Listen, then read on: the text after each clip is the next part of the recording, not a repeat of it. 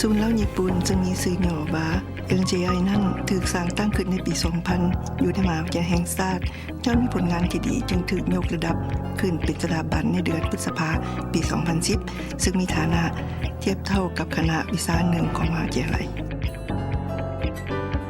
LJI มีจุดประสงค์เพื่อพัฒนาทรัพยากรมนุษย์ด้านการบริหารธุรกิจและเพื่อส่งเสริมความเข้าใจซึ่งกันและกันระหว่างญี่ปุ่นและลาวด้วยการจัดหลักสูตรภาษาญี่ปุ่นและกิจกรรมแลกเปลี่ยนต่างๆในปัจจุบัน LJI ได้สูบกำลังแหงใส่การพัฒนานักบริหารที่มีความสามารถสูงพร้อมทั้งช่วยสร้างบุคลากรที่มีความสามารถรับมือกับการแข่งขันโดยผ่านหลักสูตรปริญญาโทบริหารธุรกิจหรือหลักสูตร MBA หลักสูตรดังกล่าวเน้นความสมดุลระหว่างความรู้ทางด้านทฤษฎีและการปฏิบัติตัวจริงพร้อมทั้งเรียนรู้การปฏิบัติตัวจริงจากการบริหารของบริษัทญี่ปุ่นซึ่งมีระดับสากลในหลักสูตรมีการบรรยายการค้นคว้ากรณีศึกษาการสัมมนาการไปทัศนศึกษาอยู่ประเทศญี่ปุ่นประเทศอ้อมข้างและการค้นคว้าอิสระนอกจากหลักสูตร MBA แล้วยังมีการฝึกอบรมแบบทั่วไปและแบบเฉพาะเกี่ยวกับการบริหารภาคปฏิบัติตัวจริงอีก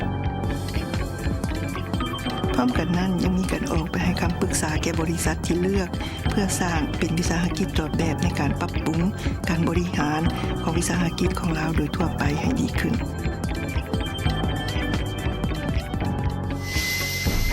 เมื่อเปรียบเทียบกับเมื่อก่อนแล้วหลักสูตรภาษาญี่ปุ่นซึ่งเป็นใจกลางของการเผยแพร่ภาษาญี่ปุ่นและการส่งเสริมความเข้าใจซึ่งกันและกันระหว่างลาวญี่ปุ่นนั้นมีบทบาทสำคัญหลายหลักสูตรภาษาญี่ปุ่นมีแต่ระดับต้นหาระดับกลางและยังมีหลักสูตรพิเศษสำหรับผู้นำเที่ยวและการจัดสอบเสียงความสามารถด้านภาษาญี่ปุ่นเพื่อสร้างความเข้าใจซึ่งกันและกันระหว่างลาวญี่ปุ่นให้ลึกซึ้งขึ้น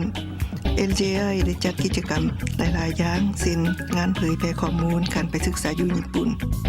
LJI ยังได้แนะนำเทศกาลตามฤดูกาลของญี่ปุ่นเช่นโมจิสึกิฮินามัตสึริทานาบะตะและโบโมโดรินอกจากนั้นก็ยังได้จัดการแนะนำวัฒนธรรมลาวนำอีกเช่นการปรุงแต่งอาหารการฟ้อนและการนุ่งเครื่องพื้นเมืองของลาว LJI มีห้องสมุดที่มีปึ้มหลายกว่า 13,000 เล่มเช่น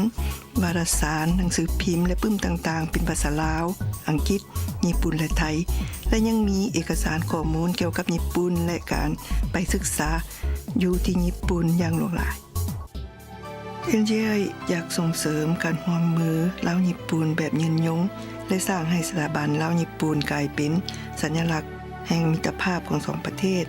LJI จะสร้างตนเองให้กลายเป็นศูนย์กลางการบริหารธุรกิจและเป็นใจกลางการประสานงานด้านการแลกเปลี่ยนสติปัญญากับประเทศอาเซียนและบรรดาประเทศอื่นๆ